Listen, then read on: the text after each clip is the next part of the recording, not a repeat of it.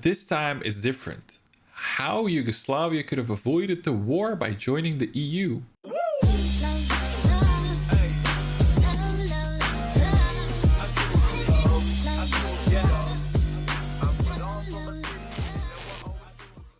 This is something, I don't know if I've discussed it in any of my videos, to be honest. It's a small, it's a big detail from the Balkan Wars. Really in the beginning, really in early stages, where war could have been prevented. Guess what? Nationalist, greedy, dirty fucking presidents, all of them. I don't respect any of those people for actually picking the wrong decision, let's put it that way. The fact that 3 people decided on the fate of hundreds of thousands of people in the years to follow who died. It's ridiculous. Past is the past. We're gonna watch and react today to how Yugoslavia could have avoided war by joining the EU.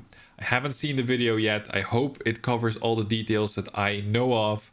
If so, that would be perfect. If not, I'll make an additional video. Let's get started.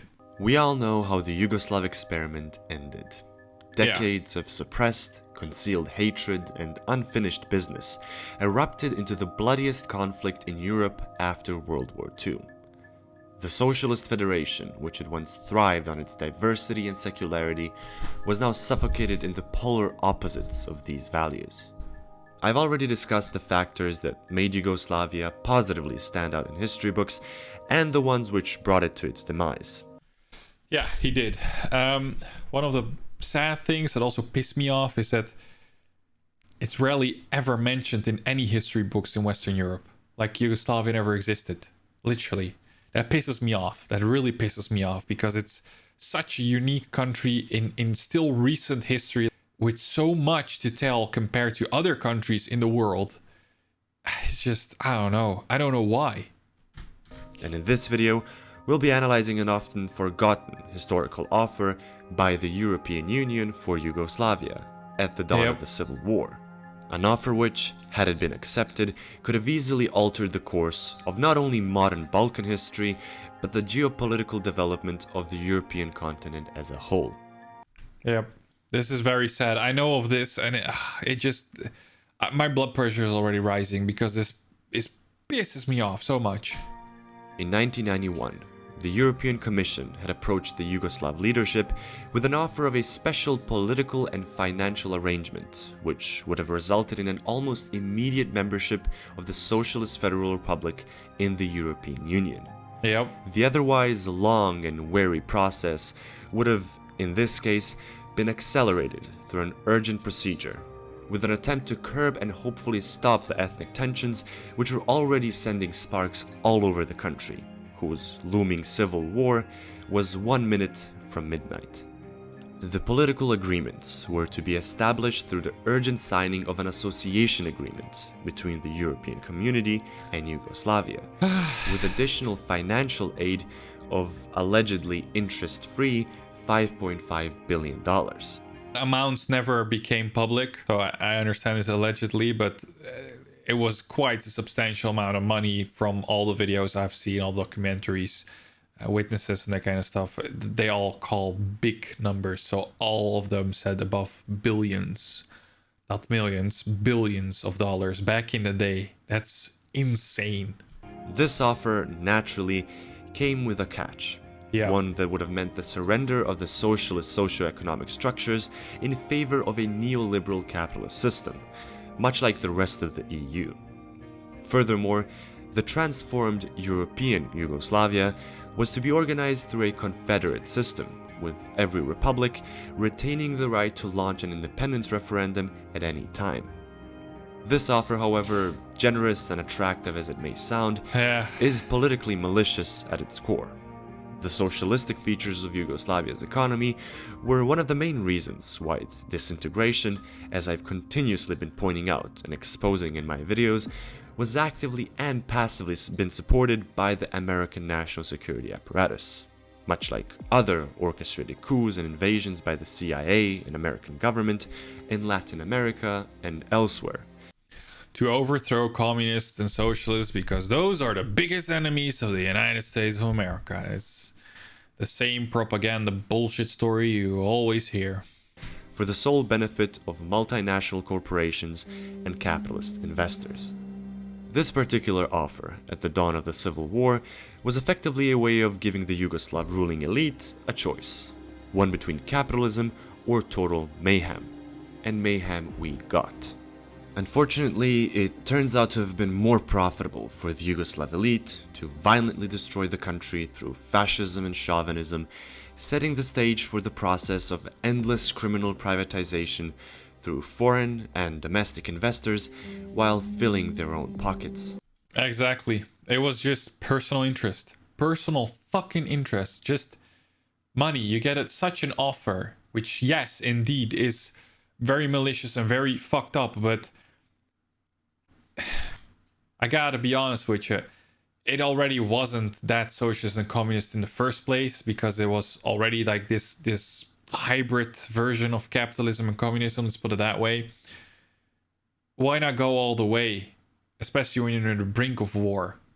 It's just so fucking retarded. It just shows that it's already back then the first people who got into power and political positions just... These personal war profiteering ambitions were manifested through hypnotic paroles about national interests and separatism, convincing the people of Yugoslavia that they are each other's problem, while shaking hands and laundering money in the background. This perfectly explains the answer that the EU Commission, consisting of Jacques Delors, Hans van den Broek, and Jacques Santer, received from Tudjman, Milosevic, and Izetbegovic during their visit in Belgrade. According to the testimony of the former president of North Macedonia, Kiro Gligorov, Milosevic allegedly said, "I think we ought to lead a solid, modern confederation with its center in Belgrade." Tudjman answered with, "I'm on a historical mission to renew the Croatian kingdom. We've already had a country, now we need to re-establish it. Nothing else interests me." And lastly, Alia responded by saying, "Please don't do it this way. Let's simply accept this as a base of conversation, after which there will be many different suggestions and options. If this doesn't happen, Bosnia will be soaking in blood." According to this testimony, I don't have words for this. This hurts so bad. Just knowing that all of it could have been prevented. All of it. And how different everything would be today if these fuckers just... The main people to blame for the avalanche of bloodshed which unfolded almost directly after this offer are Franjo Tudjman and Slobodan Milosevic. The foreseen reforms, which were to be conducted by Ante Markovic, were abandoned, as he was, together with the Union administration, to be dismissed, just at the dawn of the first armed conflicts in Croatia. The main goal of the Serbian administration was the recomposition of the federal system, which accompanied the suspension of autonomy to Kosovo and Vojvodina and the creation of a so-called pro-Serbian bloc in Yugoslavia, consisting of Macedonia, Montenegro, and Bosnia. That was the idea, yeah. To the contrary, the Slovenian administration promoted the parole Evropa zdaj, while openly advocating for independence and swift integration into the European community. The Croatian communist administration, as well as the populist and nationalist circles surrounding Franjo Tudjman, were preoccupied with solving the so-called Croatian question in Bosnia, while neglecting European integration until Tudjman's death in 1999. Yeah, they were all just busy with the good old Croatian kingdom, Greater Croatia, just like the Serbs were busy with Greater Serbia. Only the Slovenes were like, fuck that, we're out. Lastly, the Bosnian communist elite was primarily concerned with the erupting tensions which threatened to tear the country apart. The emergence of the ethno-nationalist elite was there to erupt the civil war, with European integrations at the back of their mind. Conclusively, the comparatively attractive offer by the European Union to attempt and save the integrity of the Yugoslav state from the looming catastrophe was unanimously declined by the elite from all three sides. Unanimously. Fuck off. Ethno-nationalist ambitions, which served as a mouthpiece for war profiteering and criminal privatization, were the prime choice of our dear elites. Despite the blatant betrayal of socialist and communist principles, which were arguably successful in this idiosyncratic country, the only rational choice for the well-being of the population was to accept this offer and join the European Union, with all its flaws and shortcomings. Yeah, that's the whole point. That's what I said earlier. Fucking accept it. It's not the best, but you don't want to get into war, don't you? Apparently they did. They fucking did. They just went fuck.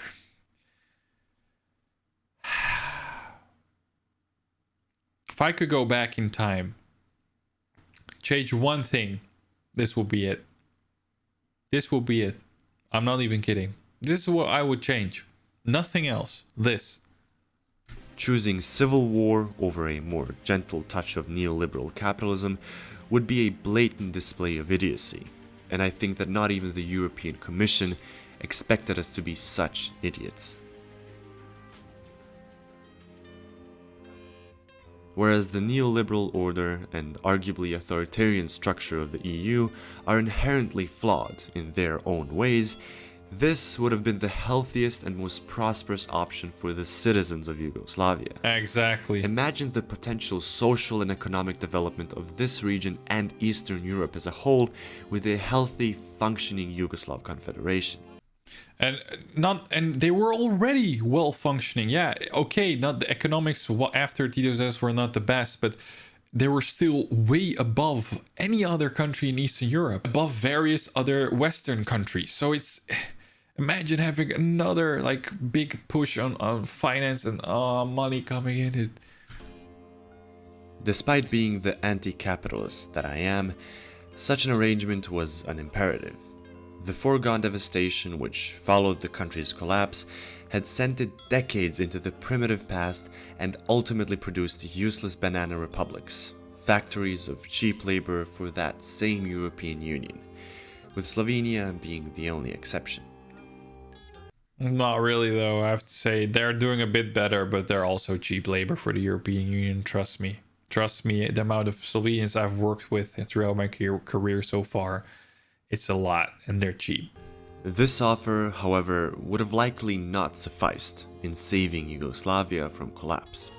As ex-Slovenian President Milan Kučan had noted, much more than just billions of dollars were needed to extinguish the ethnic tensions in the country. At least a coherent plan of the principles of a continued coexistence, which would have required deep political reforms. Something that the incompetence and unreadiness of the respective political administrations could not achieve. No, because they're three fucking retards. They couldn't even make the first shot on actually going to agree with this offer and then continue other discussions. No, they just already said no on the first offer. It's like, because those people weren't actually politicians. They were just fucking random people from here and there. Like, no one with actual political experience, with an agenda for the people. It's just personal interest. This, however, doesn't stop EU correspondents such as Cornelius Adebar, whose article you can find in the description, from imagining a positive outcome from such a scenario, where Yugoslavia survived the ethnic tensions and joined the European Union. According to such propositions, a healthy Yugoslavia would have served as the backbone of the European economy, dampening the effects of countless crises which, in our timeline, challenged the capacities of the European community. Exploring such scenarios enables us to see history through a completely different lens, to highlight those who choose to steer the destiny of millions of people, tens of thousands of whom lost their lives, into the direction of their personal economic interests. It's more than just mere wishful thinking and fairy tales, as it empowers us to draw lessons and see the flaws in our actions, past and present. If such conversation sparks your interest, be sure to subscribe to the channel and check out the rest of my content. Please do. This guy makes very good videos. There's also some other dude with Serbia mapping, I think he's called. Also very good. It is somewhat comforting to hear that someone... Oh, lol, it says Serbia mapping. I don't know how... If I open this channel, I'm sorry if I said something different in the beginning. It's comforting to know that there are other people who think the same like me, who have the same vision like me on many of these areas when it comes to politics, history, Yugoslav history, because there's not a lot of those. Trust me, there's not a lot of those. A lot of them, you can see it in my comment sections, you can see it on various other places, are filled with hatred, stupidity, and just, I have to say in general, uneducated about their own history. They only know the propaganda version for one side instead of actually doing deep research and actually looking to the facts. Nothing else I can say. It's just I can only ask you to imagine if they actually would have joined the European Union. How would it look today? That just blows my mind. Just those kind of things. That's the stuff I think about, like, randomly. It just pops up when I see something like this. Even if I wouldn't be recording, that I would be, you know, dreaming about this and just trying to fill in all the gaps. How would certain things evolve? How would certain things maybe crash? Would all the scenarios just flash through my head? I hope you guys liked the video. I certainly did. If you did, please leave a like down below. Subscribe to the channel if you haven't already. And of course, subscribe to Serbia mapping if you want to see more of this original content. I'll see you guys in the next video. Ciao. Perfect.